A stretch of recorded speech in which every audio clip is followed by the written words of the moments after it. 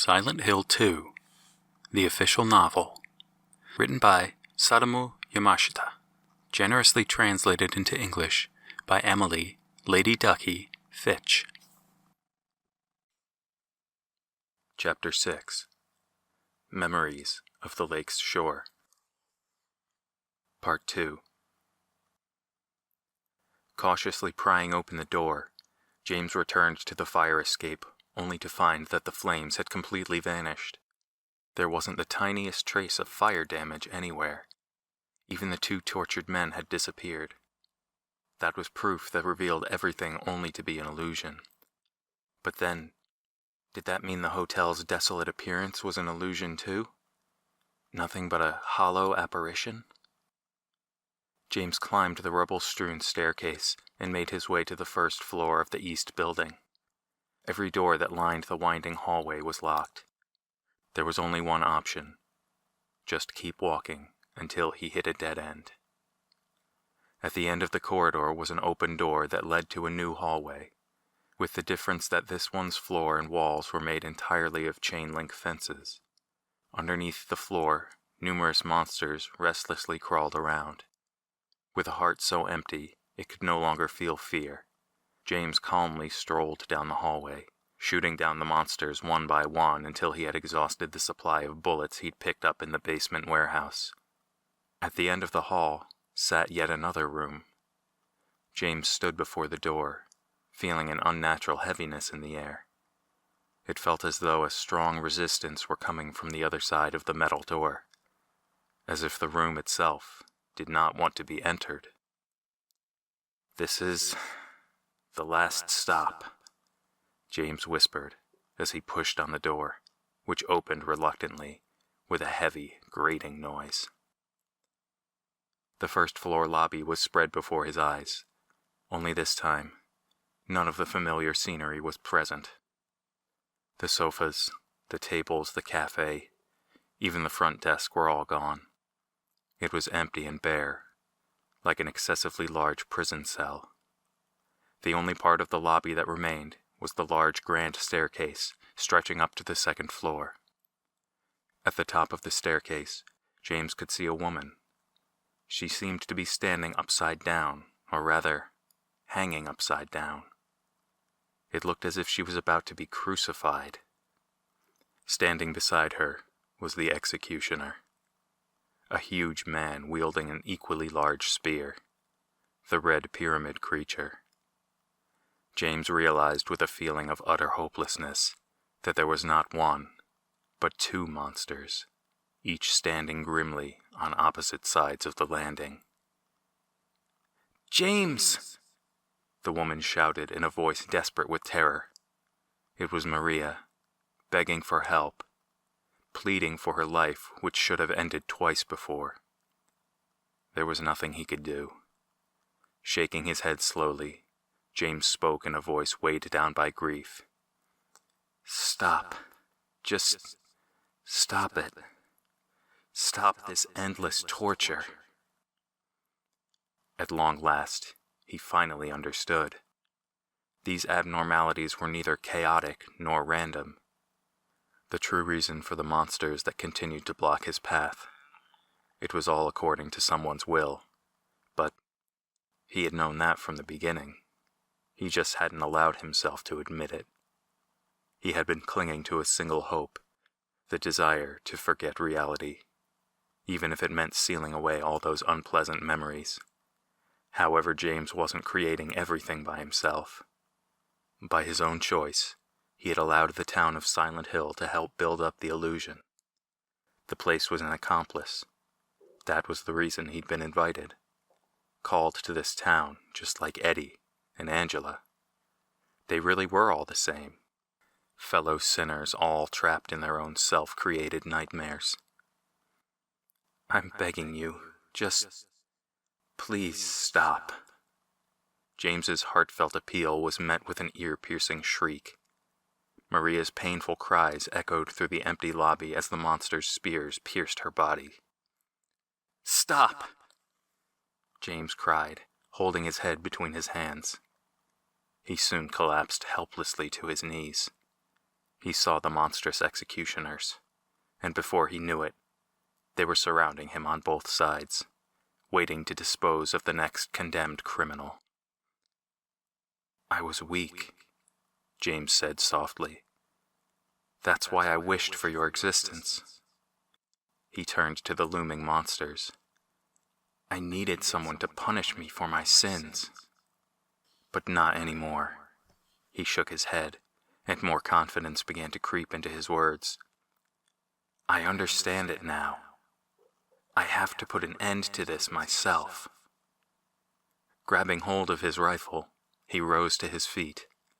With the faint smile of someone who has discovered a great truth, James fired at the pyramid monster.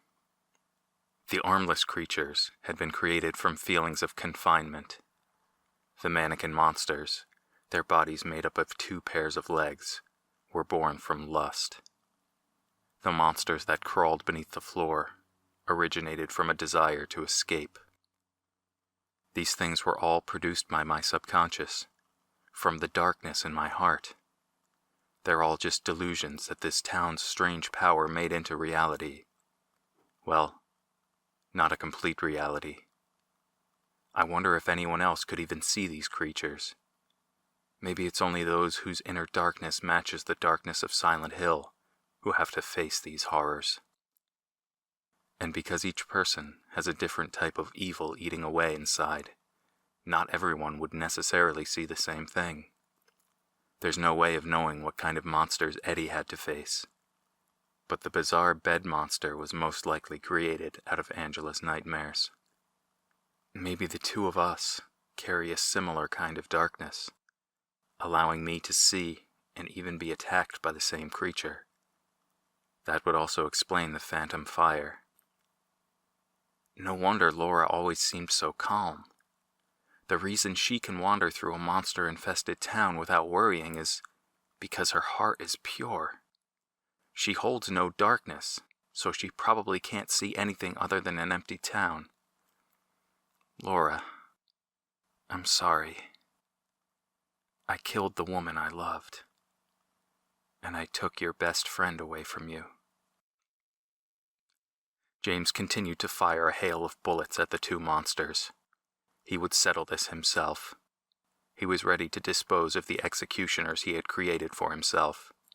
He shot without pause, giving no thought to how much ammo he was using up. There was no chance of winning. Even from the beginning, James knew that these monsters were impossible to defeat. He had failed to kill this creature so many times before. Why should he be able to do so now?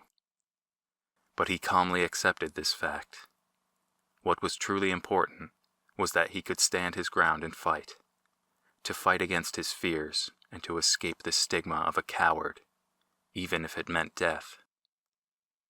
The creature's movements were slow, almost mechanical, as they relentlessly chased after James. He dodged the thrusts of their spears and took every opportunity he could to try warding them off, striking them with the barrel of his rifle. Since these monsters were products of a delusion, things that existed only in James's mind, then perhaps there was a way to influence their movements. Up until this point, they had grown strong by feeding off of his fear and weak, dependent attitude. Now that those weaknesses were gone, the pyramid monsters had been reduced to the same level as any other monsters. They were vulnerable. However, they still had the advantage to their steel-like muscles and their gargantuan strength. Their bodies shook with the impact of each bullet, but they never slowed. In the next moment, the battle was over. James had fired the rifle's last bullet. He knew he had more ammo in his pocket, but the monsters inched ever closer, and it became clear that there would be no time to reload. Without even noticing it, he had let his pursuers back him into a corner. They walked with such deliberation. They seemed to be moving in slow motion towards the confrontation's inevitable end. So this is it. A bitter smile came to James's face. He stepped without hesitation into the range of the massive spears, his eyes fixed on their sharpened points. "Kill me. Come on, you bastards, kill me." The monsters stopped moving. They turned to one another, each lifting up its own helmet, and each thrust its ferocious spear into the other's neck. Leaning upon the wooden shafts like support pillars, the creatures fell completely still. James frowned and cautiously inched closer. He slowly reached out his hand and laid it on the closest monster. It was cold and hard as stone. The pyramid monsters had petrified, and now stood as statues, like monuments to the remains of a nightmare. At that exact moment, as if in response, the original letter from Mary disappeared from James's pocket. There was no sign of Maria's body at the top of the grand staircase. He'd expected as much. James passed from the lobby into the entrance hall. Its state had deteriorated even further, charred from a large fire, like black scars running over what had once been a beautiful hotel. The only available path was through the main front entrance. However, when James opened the door, he saw neither the fog nor the lake, but instead a new hallway that stretched forward. It seemed to go on forever. He could hear a voice. It was Mary's voice, a sealed memory that had been released, drifting into James's ears. "What do you want? You brought me flowers? Oh, they're lovely. Did you bring those just to spite me? Get the hell out of here." When I first saw my face in the mirror, I was disgusted. Between the disease and the drugs, I look like a monster. What are you staring at? Why don't you just leave? I'm no use to anyone. I'll be dead soon anyway. Why wait? Maybe it'd be easier if they just kill me now. I guess the doctors are making a nice profit off me. Maybe that's why they're keeping me alive. Are you still here, James? Get out. You hear me? Don't you ever come back here again. The merciless tirade continued. There was a short pause, followed by the sound of a door slamming shut as she began to weep. Mary spoke in her weak voice. "James, wait. Please don't go. Please don't leave me. I didn't mean any of those things. Please, tell me everything will be okay. I don't want to die. James, help me." At this time, Mary had been weakened by her constant struggle against her illness. Because of the medication and the radiation treatment, her shiny hair, her fresh skin, all traces of her past beauty had gone. By that point, she even began to lose herself as well. The quiet woman, who was once so discreet and kind, became bitter and angry. She would yell abusively, all her words turning into hateful curses that struck him like nails through his chest. It was more than James could bear. It was such a sorry sight, watching her heart turn ugly as she slowly withered away. The beautiful, gentle soul that he had fallen in love with had gone from this world. That's why More wretched memories spilled forth. He couldn't stand to watch her suffer. That's why he had to end it with his own hands. As if reaching the end of a pilgrimage, he came across one final door. When he opened it, a wave of fog spilled into the hallway. On the other side, he could just make out the lake's shore through the haze. He felt an alarming and strange presence. Through the fog lay the true demon that hid in Silent Hill. A rusty iron staircase extended upward until it vanished into the white sky. It looked like a fire escape leading up to the roof of the hotel. He knew he was meant to climb it. He couldn't care less whether the guidance came from God or the devil. A woman was waiting for him at the top of a crumbling roof. He could only see her from behind as she stood at the window, looking down at the world below. She wore her hair in the same way his wife did when she was alive.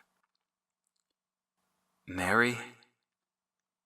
At the sound of James's voice, the woman slowly turned around. Suddenly, she let out a burst of scornful laughter. Why can't you get your facts straight?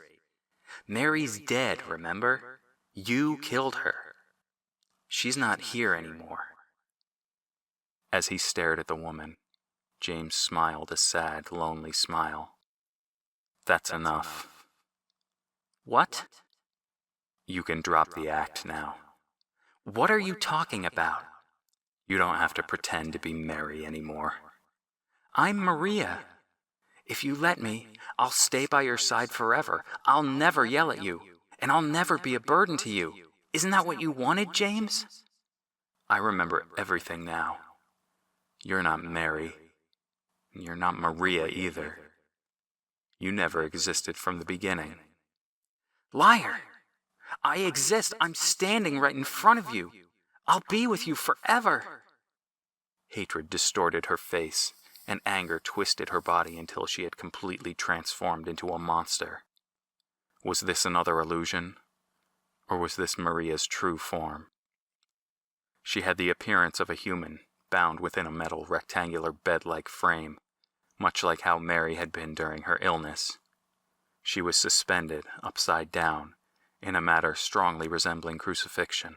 Yet another thing that brought his wife's horrible ordeal to mind. Even in the hideous form, her face, Mary's face, was still young and beautiful, like a flower blooming among the charred wreckage. The monstrous woman spoke in a seductive yet loving voice. James, why don't you erase all those painful memories? Erase Mary's face and replace it with me. That was your desire, right? Forget the unpleasant past, so you can live in the world of your dreams. I'll never let you have your Mary back. It was his thoughts of his late wife that had brought the demon Maria into existence. Does she plan to kill me now? But wouldn't that mean she would disappear too? Just like the pyramid monsters. Or maybe she really does exist as her own personality. Maybe she's so consumed with jealousy and hate that she'd try to kill me out of some kind of demented love. Maria intended to disappear along with James in a murder-suicide. James pushed those thoughts aside. The magazine of his rifle contained a grand total of 2 remaining bullets, which he had loaded shortly after the battle with the 2 pyramid monsters. However, even though she had changed into a demon, even though she wasn't really the woman he loved, he couldn't bring himself to shoot. She had been his guide as they wandered through the town's streets together. She had been a smiling face to ease his loneliness. Even now, just seeing her Mary-like face healed his heart. James was lost, but he was forced to run and avoid this attacking monster. The repulsive monster, with a face shining like the Virgin Mary, floated freely through the air, the open rooftop allowing her plenty of space to move. The sharp claws that extended from her fingertips were jagged like dead tree branches, and the edges of her metal cage were like knives.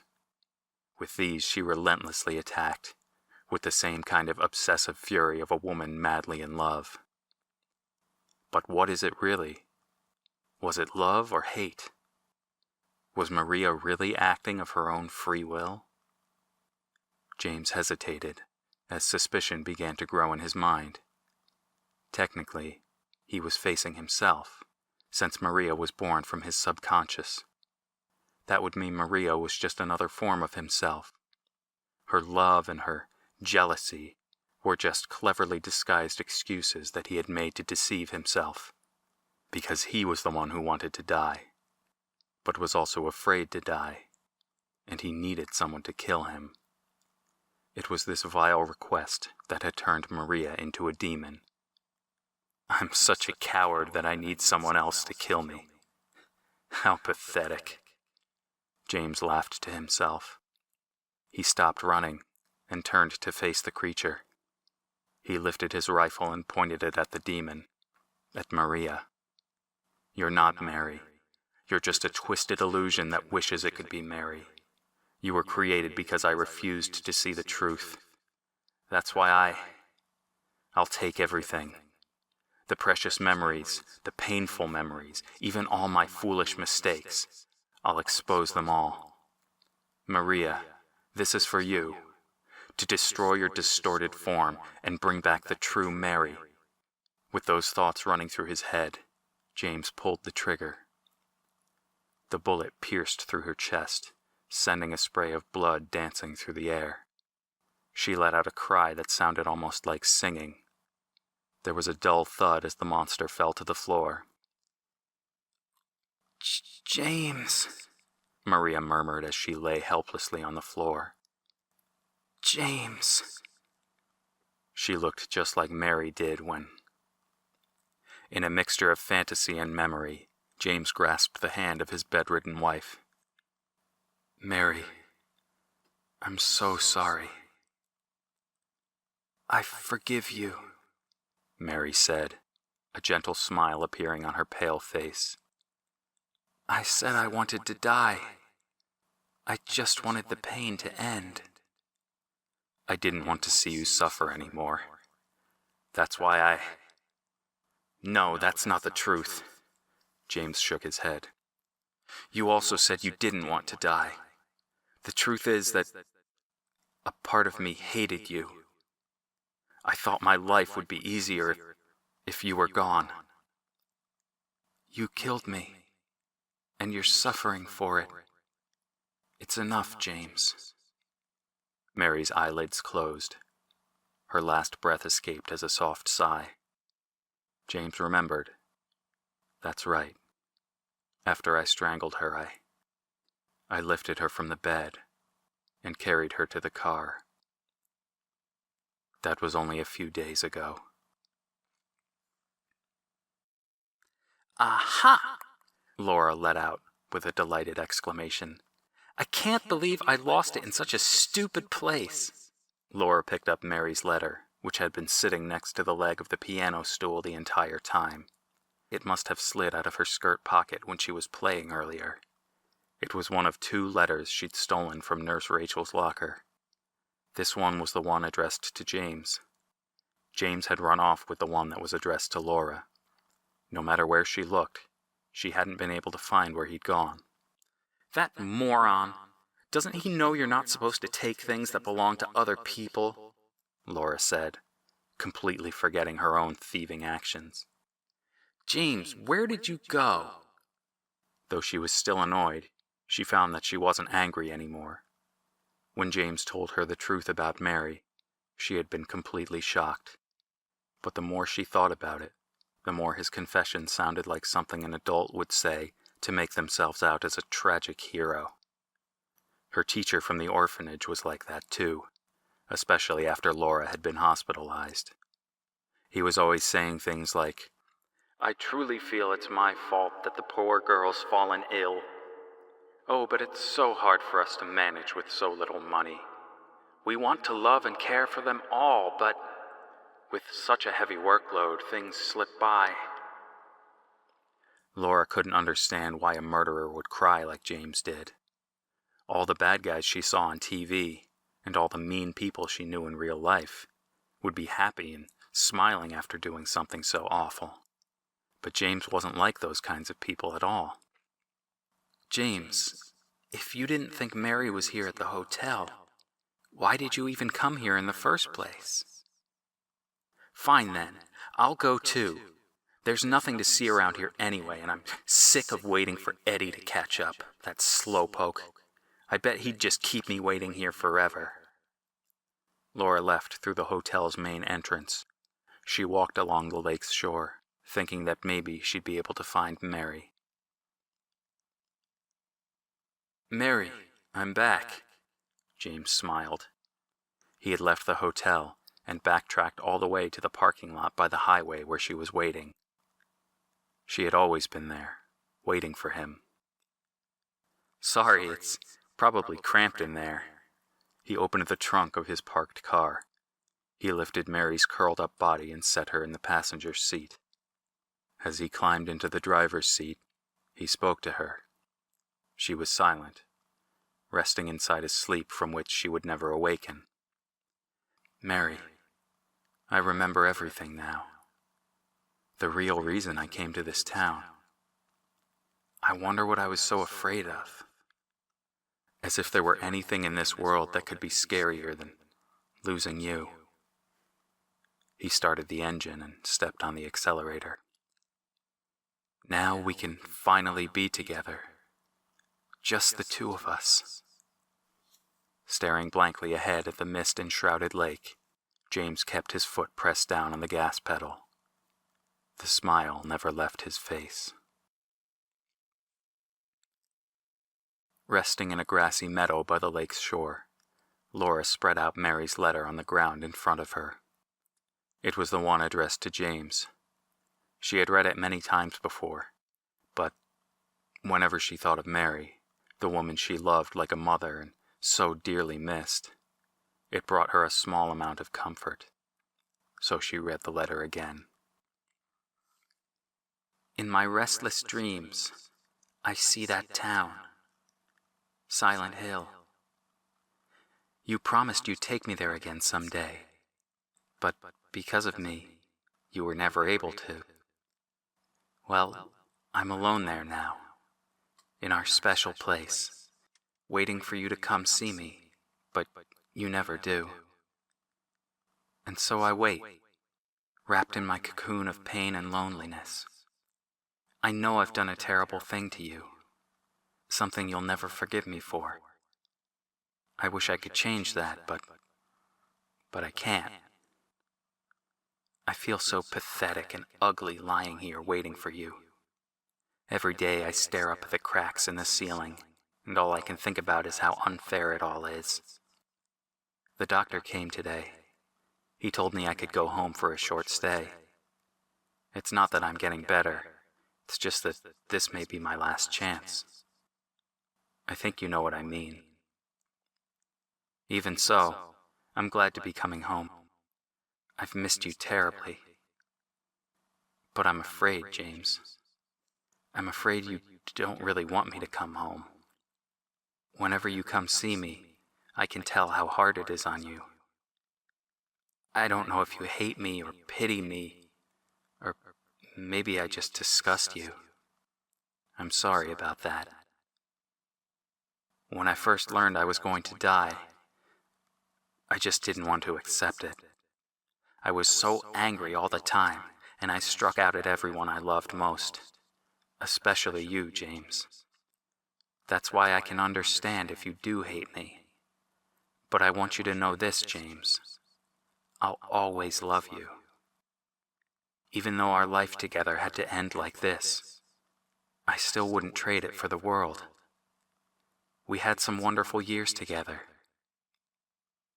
Well, this letter has gone on too long, so I'll say goodbye. I told the nurse to give you this after I'm gone. That means that when you read this, I'll already be dead. I can't tell you to remember me, but I can't bear for you to forget me. These last few years since I became ill, I'm so sorry for what I did to you, to us. You've given me so much, and I haven't been able to return a single thing. That's why I want you to live. That's why I want you to live for yourself now. Do what's best for you, James. You made me happy. I love you. Mary. As the car began to slowly sink to the bottom of the lake, James pulled his wife closer and gently held her. Their wish had finally come true. They would be together, and now they had an eternity to enjoy their happiness.